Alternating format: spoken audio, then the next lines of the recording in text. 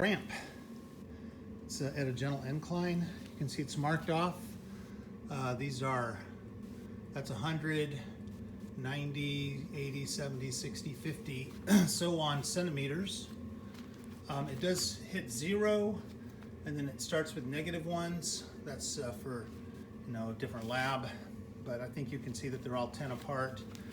And so what I'm going to do is roll a ball down the ramp, and in the lab, you are going to need to figure out the acceleration of the ball and how fast is the ball going at the end of the ramp. So I'm going to start here and let it go.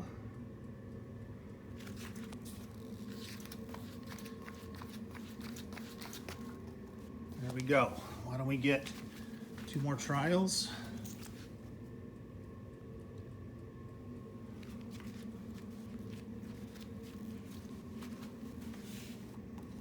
So you can see that it's definitely changing its speed.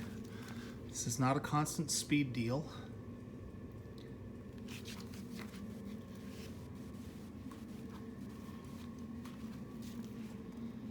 All right, you should be able to